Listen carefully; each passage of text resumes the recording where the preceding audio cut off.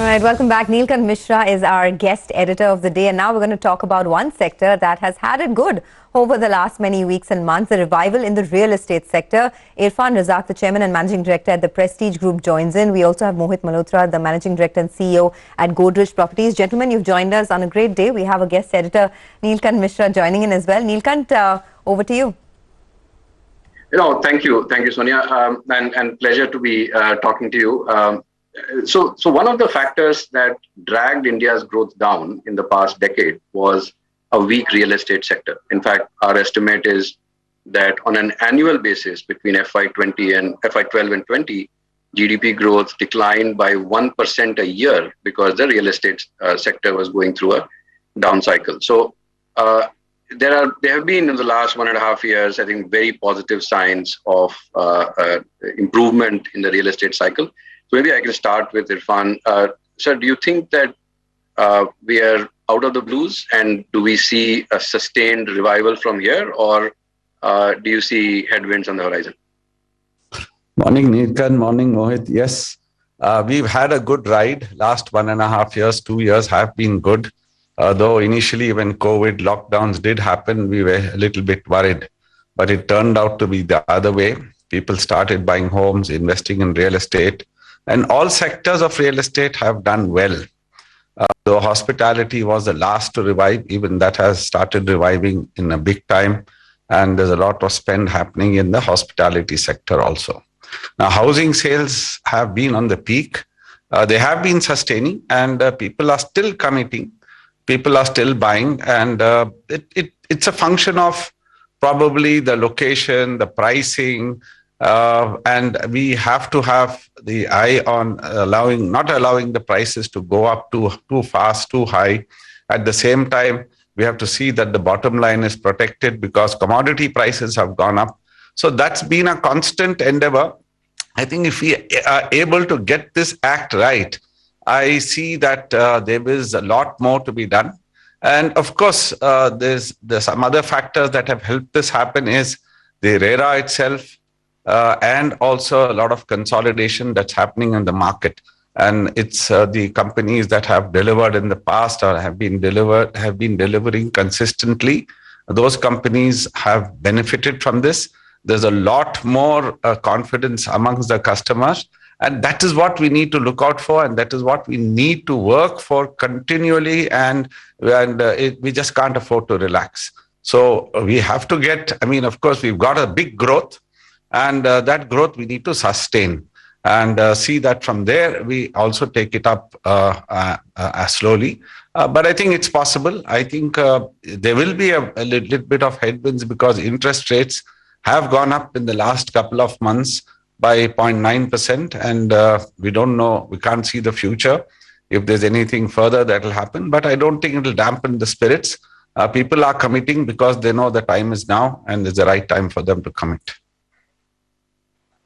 Thank you. That was very clear and great, I think, takeaway from bottom up for the industry as well as for us in the macro side. So Mohit, moving to you, is this just because of the IT boom? Because one of the concerns clearly is, concerns meaning, it's a good thing, but from the sustainability and the broad-based nature, is this just something that is happening because IT sector salaries have boomed and therefore Pune and Bangalore and Hyderabad and Chennai are doing well? Or do you see this as more broad-based across cities? Good morning, Neelkant. Good morning, Irfan. So I see it as a very broad-based phenomena. We are present in the top 6 cities. We are seeing very strong demand across cities. Just to add on to what Mr. Irfan said, if you look at the top 4 cities in India, the peak was in FY11. And if you look at even the last year, while we had a record sales, we were still at 75% of that peak, which we hit in FY11. So the markets have actually corrected very sharply over the last 10 years. This was also a period where the income levels have risen between 10 to 12% for the people. GDP has grown quite sharply. So this has led to a place where affordability is at an all-time high. and it is not driven by just one sector. While IT does play a role, it is a broad-based demand recovery. So affordability is at all-time high. We have also seen supply very sharply coming down in this sector since the time of introduction of RERA and the liquidity crisis which followed. So overall, if you see the sector over the last few years, supply has consistently come down. The demand has been rising. Inventory levels are now at historical lows. From a peak of close to 40 months, we are closer to 22, 23 months. And consumers understand that after the 10 years of a down cycle, things have changed, and I feel COVID has played a very large role in changing consumer mindset. There is a complete shift in how people perceive home today. Given the amount of time we have spent at our homes during the pandemic, so I think all these factors combined, I kind of share Mr. Irfan's view that we are on a positive upcycle, and if we just maintain discipline in price hikes, I don't see any reason why this recovery would not continue. That's fantastic to hear. So that brings me to the next question. Given that both of you have said that limiting price hikes is better, is that construction and real estate add to GDP only when new build happens, right? So the fact that inventory was cleared and your balance sheets have improved, or the industry's balance sheet has improved, is I think fantastic for sustainability. But jobs get created, GDP gets created when new houses are built. So maybe we can start with Mohit and then move on to Mr. Razak. That what is do you see construction picking up meaningfully? Because gross value of output of construction for dwellings fell by 5.5% points while that inventory reduction was happening, right? And you can imagine the impact on GDP and aggregate incomes in India if the real estate sector starts building more houses. So Mohit, starts with you and then Mr. Razak. Yeah, I think for the large players and the quality players, the construction has been rising over the last few years. If I see our own company, we have been spending a lot more on construction every year periodically. I think the overall numbers for the industry itself is now going to start growing, especially that new launches have picked up. But this is going to be a place where demand is going to be consolidated by few quality players. So at an overall level, it will be a smaller set of players who will build more. And that's how the industry would start growing. We are already seeing that trend in the last 2 years, and I think that will continue. But I think the one thing which will be good would be that the supply would be much more disciplined, and that kind of is critical for the long-term success of this industry. Mr. Razak, what about you? Yeah, Neelkant, this is a good point that you said.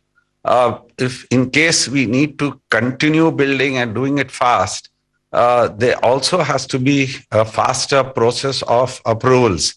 Government is working hard on EODB. There's a lot of talk and rationalizing and seeing that approvals also happen faster. Many cities have also adopted online approvals. This helps us. Having said that, I agree with Mohit. We also pour a lot of concrete in all asset classes. Again, it's just not housing plus office plus retail plus hospitality. I think we are building currently, the way we are constructing is almost 60 million square feet where construction is ongoing. But having said that, if I have to come up with new launches, new offering to my customers, the only way that can happen is it's not only us as a company, it's the industry as a whole. The approval process has to speeden up. The entire requirement of getting a whole host of approvals has to sort of get compacted. And if that is possible, I do believe a lot more can be done because like you very rightly said, it's just the construction, the employment in the construction industry and the entire consumption that will happen while construction going on is very important. And the only way it can be speeded up is get the approvals done, launch the projects, and also if it's an office project, see that it comes up and you're offering it to a whole lot of MNCs, so that you're also inviting them. A lot of investment comes into the country. So it's a multiplier effect, and I think that's where we need to really focus on. And it's just not about a company, it's the industry as a whole. We need to see that we go through quickly. Okay. Mr. Razak and Mohit, thanks a lot for joining us and giving us your view. Very insightful discussion over there. Neelkant, we got a lot of points, but I think largely the narrative has remained the same, right? In real estate, that demand is picking up. Your thoughts? Yeah, I think demand is picking up, and there was a big concern in the last 2-3 months, especially after the Russia-Ukraine conflict, where cement prices went up a lot, steel prices had started to come off, but that started to go up again. And now, because steel is 40% of construction cost, the fact that steel prices are coming off is, I think, great, and that should. There was some sense that construction was starting to stall because there was price sticker shock, and as these prices come off and the cost of construction falls, I think the activity levels should start picking up, hopefully post the monsoon. So that's one of the reasons why we are underweight metals in our portfolio. In fact, we have zero weight in our model portfolio, and we are overweight on cement despite all the other concerns that have emerged. All right, Neelkant, thank you very much for answering questions and taking questions as well. Excellent interviewer skills, by the way. I mean, gave us a run for our money. Hopefully, thankfully, we are not in competition. You never know. Thanks very much, Neelkant. Thank you very much for joining us on this special segment, Guest Editor. It's goodbye from all of us. Thanks very much for staying with us.